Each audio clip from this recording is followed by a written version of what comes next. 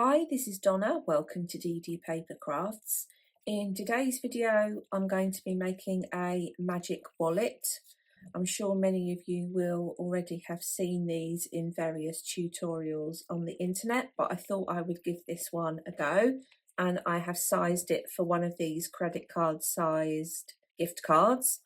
If you haven't seen the magic wallet before, you can see the gift card is under the two vertical straps, and if we close the wallet, flip it over and open it from the other side, the gift card is now under the cross, and you can manipulate the gift card, so on and so forth. Ideally, you want to make it out of cardstock with all four pieces the same size, and for the straps you will want some ribbon, some binding, or in this particular instance I have used cardstock.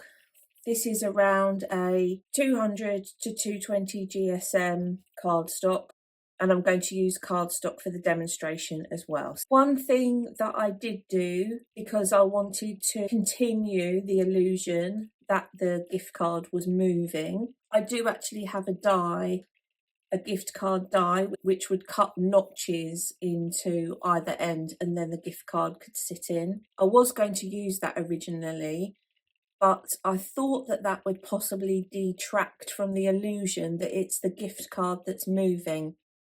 So as a consequence, because this gift card is made of a plastic, I've actually just stuck a glue dot or a couple of glue dots onto the back, and that is what is securing it and making sure that it doesn't fall out of the straps. I'm going to use two different colours, and this is just for demonstration purposes. And to start with, I have got 4 pieces. These are 4 inches by 2.5 inches.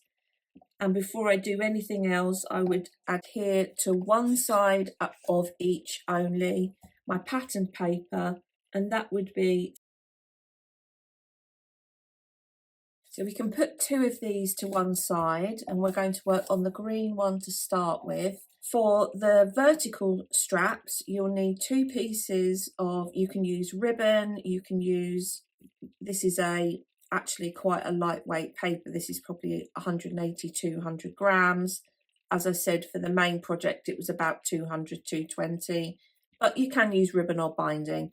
I've cut this to 1/2 inch across, and I've got 2 pieces which are 3.5 inches long. Take your ruler and a pencil, and you want to make the pencil so it's visible enough for you to see it, but light enough that you will be able to rub it out. I'm going to lay my ruler along the 4-inch edge and make a pencil mark at 7/8 of an inch from the left, and then it will be 3 1/8 of an inch, which will give me my pencil mark on the right hand side.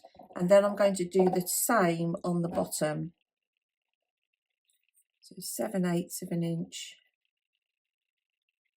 and 3 1/8 of an inch. I'm going to take my 2 straps. I'm going to sit the piece that we've put the pencil lines on top of the strap, so that the pencil mark that we've made is lined up with the inside edge of this strip. You want to make sure your straps stay vertical, and then I'm going to fold over this top tab like so and just crease it over the top. So now that's creased in place, I'm going to take some glue. You can use tape for this. With this project, it's important that you only get the glue where it's meant to go.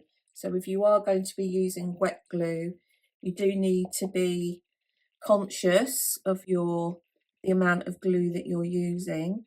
So I'll just add some glue onto here and then push this over. So that's the first strap in place. I'm going to do the same with this one. Line the strap up with the pencil lines, fold this top over and add glue to this one. Again, just be conscious of the amount of glue that you're using.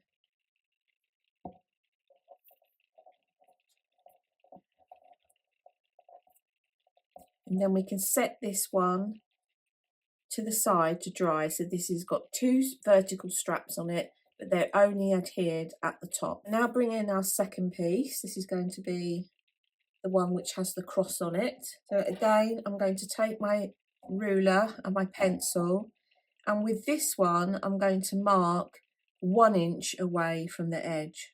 So my pencil mark will be 1 inch and 3 inches top and bottom. Now you can change the placement of the straps for both the vertical and the cross, but the key thing you want to avoid, don't want any elements of where the cross is adhered to be too close or overlap the vertical strap. So you can see there's a good distance there between the two.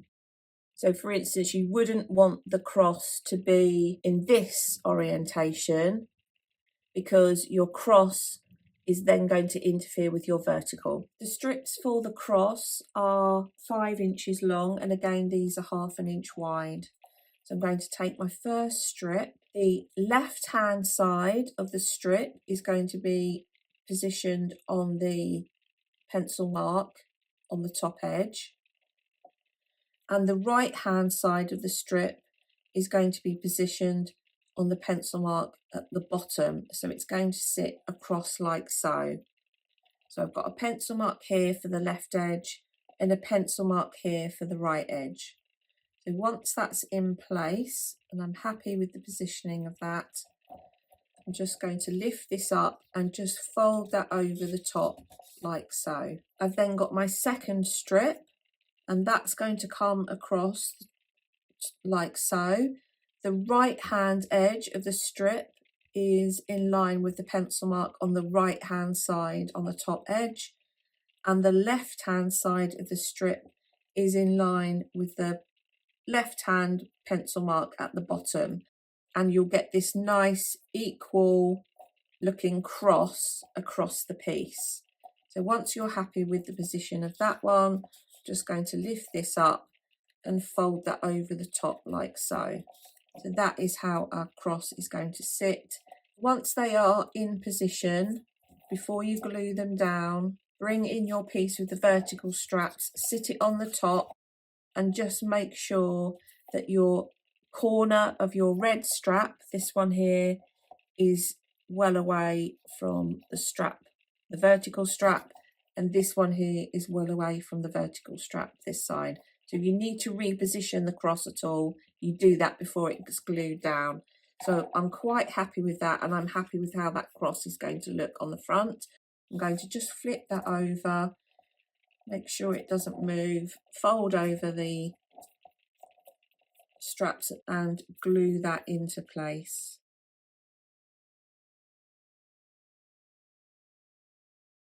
Let's fold that one over and fold that one over, flip it back. I'm quite happy with the look of that. Once your straps are completely dry, take your vertical piece. My straps are on the underside. If you haven't added your pattern paper, you need to add it now. I'm going to put that face down, and I've got the glued tabs at the top.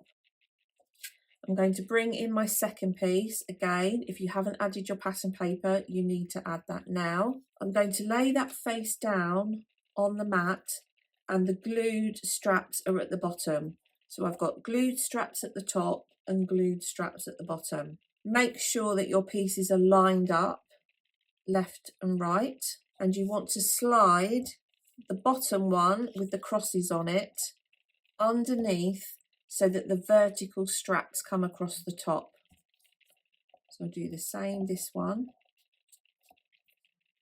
like so. So I'll just go over this again. Apologies if you've already know what we're doing, but I've got the red straps are running across the back of the green, and then the two green unglued straps are running across the front of the red, like so. And now we're going to glue these into place. So I'm just going to pull these two back to start with. You can reduce the length of the overhang if you'd prefer, but none of this is going to be seen. So let's push that one up there. That one over there. Make sure everything stays aligned You want your two pieces butted up as near together as you can get them. So I'm now going to work on the green ones. I'm just going to fold that back like so. Make sure your piece continues to run vertically. So with the green one, you should certainly have your pencil mark at the bottom, and add glue onto this side and push that down, and do the same this side and push that down. So you'll have stuck green at the top, which is then stuck onto the top of the red one, and your original stuck red here is then stuck onto the green one like so. So the last thing to do is to take the two panels that you've got left over, and we're going to adhere those onto the back like so. So that is going to sit directly on top of there like so. And then we will do the same with our red one, and that is going to sit directly on top. And you will now, if you haven't already done so, add your pattern paper.